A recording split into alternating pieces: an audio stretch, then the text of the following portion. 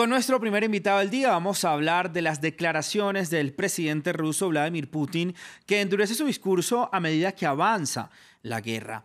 Putin aseguró que el mundo se encuentra en un punto de inflexión histórico y advirtió que al planeta le espera el decenio más peligroso y también impredecible desde los tiempos de la Segunda Guerra Mundial.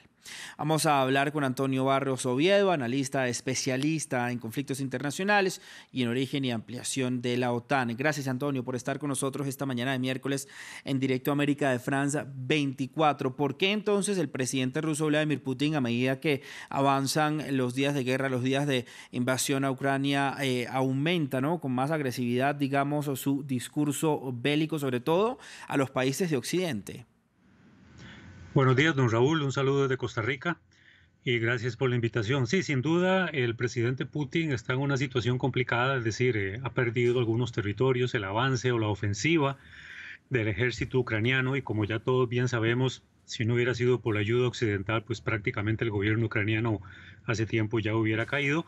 Estos avances que el ejército ucraniano ha logrado tener, el arrebatarle algunos territorios que han sido importantes desde el punto de vista estratégico para Putin, eso ha hecho que definitivamente el presidente Putin de alguna manera se sienta acorralado. Hay una crisis a nivel de Fuerzas Armadas. Recordemos también que toda esta retórica o toda esta teatralidad de lo que significa anunciar la posibilidad de lanzar algún tipo de armamento táctico que sobrepasa las características de cualquier guerra convencional como la que se está viviendo en Ucrania, pues pone definitivamente en un serio peligro el curso de esta guerra, más de lo que quizás no se hubiera esperado, como se ha visto, digamos, en otros conflictos. Entonces, el sentirse acorralado lleva de alguna manera a amenazar a otro nivel distinto del que ya no pueda dentro del esquema de guerra convencional, y eso de alguna manera lo lleva a tener que actuar de esa manera. No se justifica de alguna manera llegar hasta ese extremo, porque todavía yo soy de los que creo que la diplomacia puede todavía hacer mucho para terminar con esta guerra, o por lo menos la mediación de terceros países, pero sí definitivamente esto es un serio peligro para el curso de la guerra en Ucrania y lo que puede significar para Europa y el resto del mundo. Antonio, incluso el presidente Vladimir Putin, a pesar de esta escalada de su discurso, ¿no?, más directo contra Occidente y también pues lanzar estas amenazas nucleares de alguna manera, ¿hay realmente las posibilidades de que se sienten en la mesa las partes? Porque a lo que iba, Putin ha escalado su discurso, pero también ha dicho que hay que sentarse a negociar, ¿no?, que sería como la única manera de pues arreglar todo este conflicto. Pero ¿negociar en qué condiciones? ¿En qué términos? Porque evidentemente Putin va a querer negociar a su manera y lo que le convenga, y Ucrania también. Entonces, ¿cómo encontrar este punto intermedio? Bueno, el punto intermedio tendrá que ver en que cuando uno habla de negociación, las partes que van a negociar tienen que ceder en algo. Es decir, no solamente una parte tiene que aceptar los términos de la otra, sino que negociación precisamente es tratar de buscar ese punto intermedio que hasta el momento ha sido difícil. Recordemos que Francia en algún momento trató de mediar para la terminación de conflicto, o por lo menos que no continuara. Hace algunos meses Turquía también ha estado en medio. China le ha pedido a Rusia de que ya dé por finalizado este conflicto. La misma India, que de alguna manera no se ha atrevido a condenar esta guerra en Ucrania, ha buscado también la manera, y ya en otras oportunidades se lo dijo en la conferencia de Shanghái hace pocos meses, le dijo al presidente Putin de que buscara opciones de negociación para ver cómo se termina. Pero sí, definitivamente yo creo que más allá de cualquier mediación de terceros países, aquí lo importante es que tanto Ucrania como Rusia están dispuestos a ceder algo a cambio de crear un ambiente de negociación, y mientras que eso no exista, cualquier esfuerzo de terceros países para hacer posible una negociación, pues prácticamente seguiría estando nula, y entonces el curso de la guerra va a continuar como tal, y todas estas amenazas de Putin pues que lo llevan a tratar de buscar algún punto de quiebre que haga que el régimen de Kiev busque de alguna manera alguna salida ante este tipo de amenazas de armas tácticas de las cuales el régimen de Kiev difícilmente podría enfrentarse. Bueno, hablemos de algo que sucedió hoy. Fue que el presidente turco Recep Tayyip Erdogan dijo que en efecto Rusia ya regresó al marco y a respetar las reglas del juego en el acuerdo de exportación de granos desde Ucrania. Recordemos que Rusia se salió unilateralmente el día sábado por un ataque en Sebastopol que pues le echó la culpa a los ucranianos de este ataque. ¿Esto sería una muestra de Vladimir Putin de ceder en algunas cosas? ¿Estaría también un poco debilitado el Kremlin, ¿no?, ante esta guerra y ante toda la presión occidental?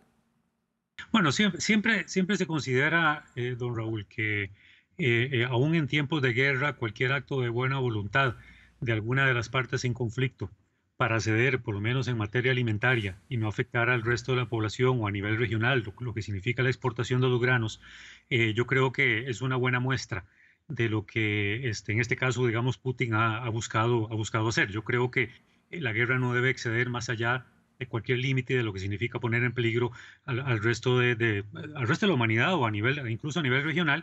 Y yo creo que esto es una buena muestra, pues, que Putin está demostrando para ver si gradualmente puede ir creándose otras condiciones con la ayuda de Turquía, que ha sido uno de los que más fuertemente han estado detrás de esta dinámica, tratar de ver cómo se logra de alguna manera algún tipo de acercamiento. Evidentemente, tanto Zelensky como Putin han reiterado en muchas oportunidades que ellos no están dispuestos a ceder y que incluso el mismo Zelensky con justificada razón ha dicho de que no hay opción de negociación mientras que Rusia no se retire de Ucrania, pues eso igualmente, como lo dije antes, va a imposibilitar que algún ambiente de negociación salga adelante. Hablemos de estas amenazas nucleares que han estado sobre la mesa. La última fue con esta posibilidad de lanzamiento de una posible bomba sucia que Rusia dijo que Ucrania estaría dispuesta a usar en su territorio. Ucrania dijo que no, que era Rusia que quería usar este tipo de armas, también con el apoyo de Occidente, ¿no?, a Ucrania con todo este tema de la bomba sucia, ¿no?, que evidentemente tiene elementos radioactivos. ¿Cómo está el terreno nuclear en este punto de la guerra? También se lo pregunto porque esto genera evidentemente un ambiente de ansiedad, de un poco de miedo a nivel global, ¿no? Bueno, las dos potencias globales, en este caso Rusia y Estados Unidos, son los que siguen estando a la vanguardia, por decirlo así, en la tenencia de armamento nuclear. Es decir, misiles balísticos intercontinentales, tanto los tiene Rusia como Estados Unidos. Paradójicamente, China, a pesar de ser una potencia también militar, es el que tiene menos ojivas nucleares, tiene aproximadamente 150 en comparación a las casi 2.500 que tiene Rusia y a las 3.000 y algo que incluso Rusia tiene. Entonces, en ese sentido, cuando uno ve la preocupación que a nivel global puede haber, sea una bomba de uranio o de una bomba sucia o lo que Rusia, digamos, haya pretendido en sus amenazas lanzar contra Ucrania, pues definitivamente una bomba que vaya a lanzar Rusia no va a cambiar el curso de la guerra en Ucrania, porque no, una bomba táctica tiene un alcance en realidad muy corto y un nivel de destrucción bastante limitado, que asemejan un poco, don Raúl, a las bombas que se lanzaron en Nagasaki y en Hiroshima en aquel entonces, que eran apenas de 15 kilotones, mientras que las que hoy hay con el avance de la tecnología en materia militar, pues prácticamente son bombas que alcanzan ya prácticamente los 100 kilotones, es decir, el Claro. nivel de destrucción obviamente va a ser mayor, pero bueno, hay un ambiente de mucha incertidumbre en ese sentido sobre la consecuencia que pueda llegar a tener dentro de Ucrania el lanzamiento de una sola bomba táctica que Rusia determine lanzar para ver si logra cambiar el curso de la guerra.